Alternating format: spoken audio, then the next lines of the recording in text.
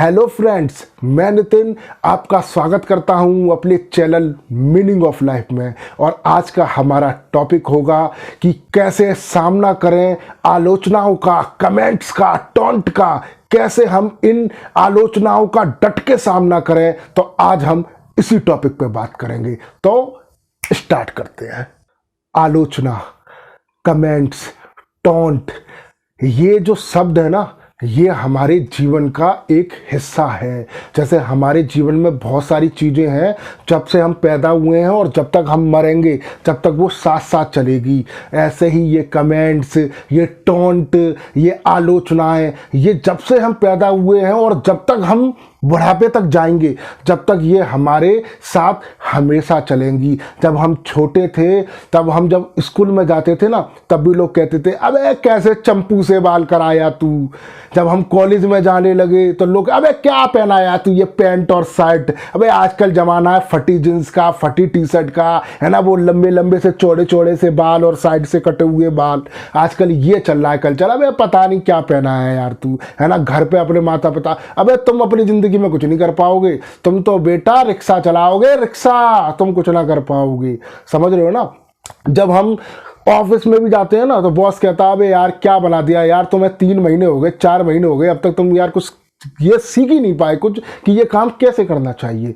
तो आप समझ रहे हैं ना, जब तक हम क्या करते हैं, छोटे से लेके और बुढ़ापे तक जाएंगे ना, हमें से ये आलोचना, ये कमेंट्स, ये टॉन्ट हमेशा मिलते रहेंगे। जब हम बुढ़ापे की ओर भी जाएंगे ना, तब हमारे बच्चे कहेंगे अरे तुमने हमारे लिए किया ही क्या था, बस पढ़ाया ही तो था, क्या किया था तुमने हमारे लिए। ये बहुत कॉमन समस्या है और ये हर किसी के साथ होती है। ऐसा कोई व्यक्ति नहीं है जिसने आलोचनाएं, टॉन्ट, कमेंट्स झेले ना हों।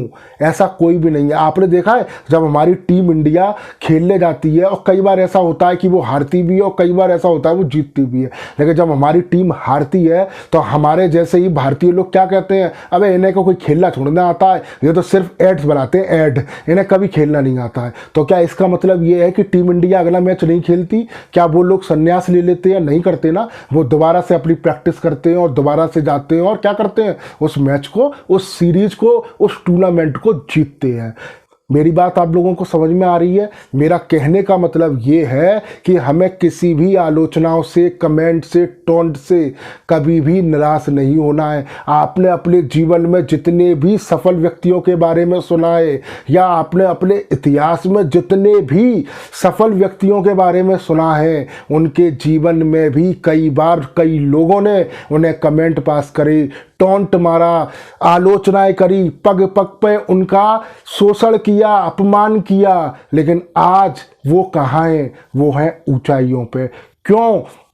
क्योंकि उन्होंने हमेशा उन लोगों को धन्यवाद कहा। धन्यवाद। अगर आप ना होते तो हम इतनी ऊंचाइयों पे ना होते, क्योंकि व्यक्ति अपने आप को कभी नहीं पहचान पाता। वो सामने वाला व्यक्ति ही आपको टॉन्ट मार मार के आपके अंदर की जो अग्नि है ना, जो क्षमता है, पावर है, जो आत्मविश्वास है, उसे जगाता है। जब तक आप में उगली नहीं होगी, जब तक आपके शरीर में खुजली नहीं होगी, और जब तक खुजली नहीं होगी, जब तक आप अपने जीवन में जो चाहते हैं और जो पाते हैं वो कभी पा नहीं पाएंगे। इसलिए उनको हमेशा धन्यवाद कहो कि आज आपने हमें कुछ सिखा दिया, आपने हमें एक कदम आगे बढ़ा दिया। मेरी बात आप लोगों को समझ में आ रही है मेरे भाई? क्योंकि जो लोग कमेंट नहीं करेंगे, जो हमेशा आपके बारे में कहेंगे अरे सब कुछ बहुत बढ़िया कर रहा है, सब कुछ बहुत बढ़िया कर रहा है, समझ लो तुम अपने जीवन में आपका जो ग्राफ है वो बहुत नीचे जा रहा है। और जो लोग आपसे कर रहे हैं और जो आपसे कह रहे हैं कि तू ये काम नहीं कर पाएगा, तेरे बस की ना है लल्ला, तू ना कर पाएगा जी, तो समझ लो कि आप उस काम को करेंगे। और जब उस काम को करेंगे तो कैसे करेंगे, उसके 50 आइडिया आप निकालेंगे, और वो 50 आइडिया आपके जीवन को बहुत ऊपर तक लेकर जाएंगे। इसलिए संकोच मत करो। मैं आपको 3 ऐसे लोगों की कहानी बता रहा हूं जिन्होंने बहुत कुछ सहा और झेला, लेकिन आज आप उनके नाम सुनोगे ना, तो आज हमारा क्या कहते हैं ना, छाती चौड़ी हो जाती है उन लोगों की जब हम कहानियां सुनते हैं। पहला मैं उदाहरण दूंगा किसका, गीता फोगाट का। नाम सुनाना, जो क्या है, दंगल की गर्ल बोलते हैं, दंगल की गर्ल। उनके पिता, जिनका नाम श्री महावीर सिंह फोगाट था, उनका अपना सपना था कि मैं क्या चाहूँ, अपनी बेटी को पहलवान बनाना चाहते थे। उनको कितनी समस्याएं आई, कितने लोगों ने उन्हें नकार दिया, समाज ने, राज्य ने, अबे क्या पागल हो गया क्या, छोरियों से तू वो दंगल करवाएगा, ये घर में चौका बर्तन करने के लिए है, पहलवानी करने के लिए नहीं है। लेकिन महावीर सिंह ने तो मन में ठान लिया था। कई लोगों ने उन्हें कितनी बार सुनाया, कितनी बार अपमान किया, तेरा क्या दिमाग खराब हो गया है क्या, हमारे मतलब समाज की मतलब मट्टी खराब कराएगा, इज्जत लुटवाएगा। लेकिन उन्होंने क्या किया, उन्होंने अपने मन में ये ठान लिया कि मेरी छोरी क्या छोरों से कम है। और एक दिन ऐसा आया कि वो अपने देश के लिए, अपने इंडिया के लिए क्या लेकर आई, गोल्ड मेडल लेकर आई। उनके पिता का जो सपना था ना, अगर वो भी यही सोच लेते कि जो लोग उन्हें कमेंट्स पास कर रहे हैं, जो उनकी आलोचना कर रहे हैं कि हाँ यार तू सही कह रहा है, मुझे अपनी बेटियों को केवल चौका बर्तन कराना चाहिए था, तो क्या होता, वो कभी पहलवान बना पाते अपनी बेटी को? नहीं। तो वो इस बात से कभी नहीं घबराए। उन्होंने उनका हमेशा धन्यवाद कहा कि हाँ साहब आप बहुत बढ़िया कह रहे हैं साहब, बहुत बढ़िया। लेकिन उनके मन में क्या था, उन्होंने वो किया। तो आपको निराश नहीं होना है। और दूसरा उदाहरण है एडिसन, साइंटिस्ट एडिसन, नाम सुना होगा ना आपने। उन्होंने क्या आविष्कार किया, इलेक्ट्रॉनिक बल्ब का आविष्कार किया। उनकी आपको कहानी पता है ना, जब बहुत छोटे थे ना वो, जब उनकी माँ ने उनका स्कूल में एडमिशन कराया, तो जब वो पढ़ने गए तो वो इतने मंद बुद्धि के थे कि उनका मन ही नहीं लगता था पढ़ाई में, वो कुछ चीज़ें समझ ही नहीं पाते थे। तो एक दिन स्कूल से एक पत्र उनकी माँ के पास आया और उस पर साफ साफ लिखा हुआ था कि आपका लड़का बहुत ज़्यादा मंद बुद्धि का है, इसलिए हम उसे नहीं पढ़ा पाएंगे। लेकिन उनकी माँ ने क्या किया, को जब उनके लड़के ने मतलब एडिसन ने उनसे पूछा कि माँ आपके पत्र में क्या आया है लिख के, तो उन्होंने कहा कि बेटा उस पत्र में लिखा कि आप इतने इंटेलिजेंट हो कि ये स्कूल आपको पढ़ा नहीं सकता, ऐसे टीचर ही नहीं है कि कोई आपको पढ़ा पाए, आप इतने इंटेलिजेंट हैं, तो बेटा आज से मैं आपको पढ़ाऊंगी। उन्होंने अपनी सारी की सारी शिक्षा कहाँ प्राप्त करी, अपने घर पे अपनी माँ से। और एक समय पर वो क्या बने, साइंटिस्ट बने। उन्होंने इलेक्ट्रॉनिक बल्ब की आविष्कार किया, ग्रामोफोन, काफ़ी और भी ऐसे अन्य चीज़ हैं जिनका उन्होंने आविष्कार किया। लेकिन जब उनकी माँ का देहांत हुआ ना, जब उन्होंने वो पत्र जब पढ़ा तो वो बहुत रोई, क्योंकि उसमें लिखा था कि आप का जो लड़का है ना वो मंद बुद्धि है, मंद बुद्धि, इसलिए हम इसे अपने स्कूल में नहीं पढ़ा सकते। आप मेरी बात समझ रहे हो? मैं बात आपको ये समझाना चाह रहा हूँ कि उनकी माँ ने अपने मन में ये दृढ़ निश्चय कर दिया कि मेरा बेटा मंद बुद्धि नहीं है, मैं इसे क्या बनाऊंगी, उस लेवल तक ले जाऊंगी, वो बनाऊंगी कि दुनिया उसे याद रखेगी। तो ये होना चाहिए। अगर वो भी यही सोच के बैठ जाती कि हाँ स्कूल वाले सही कह रहे हैं कि मेरा लड़का तो मंद बुद्धि है, तो क्या आज हम ये बल्ब का यूज कर पाते? आज हम इलेक्ट्रॉनिक बल्ब के नीचे बैठे होते? क्या हमें रोशनी प्रकाश मिलता?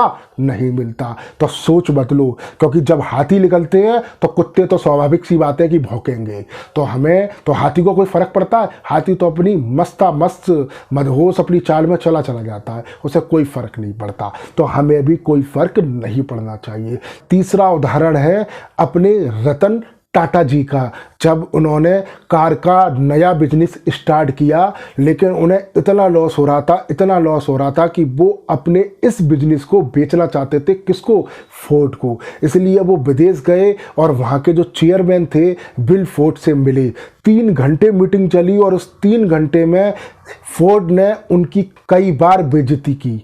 उन्होंने कहा कि जब आपको नॉलेज नहीं है कार का बिजनेस चलाने की तो क्यों शुरुआत करी? हम आप पर एहसान कर रहे हैं। क्या कर रहे हैं? आप पर एहसान कर रहे हैं आपकी कंपनी को खरीद के। ये बात रतन टाटा को इतनी बुरी लग गई कि उन्होंने कहा कि अब मैं इस कंपनी को नहीं बेचूंगा और क्या करूंगा, इसे अपने हिसाब से बड़ी ऊंचाइयों तक लेकर जाऊंगा।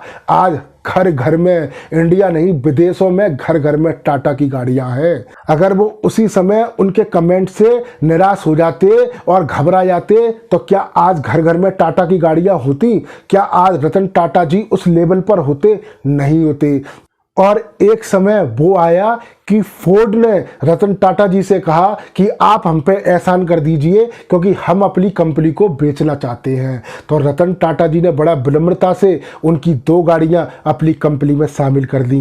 पहली थी जैगुआर और दूसरी थी लैंड रोवर। ये दोनों गाड़ियां रतन टाटा जी ने खरीद ली। तो ये थे रतन टाटा जी। तो मैं बस आपको ये बताना चाह रहा हूँ कि हर व्यक्ति के जीवन में आलोचनाएं, कमेंट्स और टॉन्ट आते ही आते हैं। जब तक आपको कमेंट्स, टॉन्ट और कोई आप में उंगली नहीं करेगा, जब तक आप अपने आप को कभी नहीं पहचान पाओगे, आप अपने लक्ष्य तक नहीं पहुंच पाओगे। तो इन चीज़ों से घबराना नहीं है। ये आपके दुश्मन नहीं, ये आपके वो दोस्त हैं, ये वो दोस्त हैं जो आपको हमेशा आपकी ऊंचाइयों तक पहुंचाते हैं। और वो दोस्तों से दूर रहें या उन लोगों से दूर रहें जो सिर्फ आपसे चुपड़ी चुपड़ी बातें करते हैं, वो आपको डीमोटिवेट करते हैं। और जो आपसे एकदम कड़क बात करते हैं कि तुझसे ये नहीं हो पाएगा, तू अपने जीवन में कभी कुछ नहीं कर सकता, समझ लो एक्चुअल दोस्त वही है। क्योंकि वही है जो आपके अंदर की ऊर्जा, शक्ति,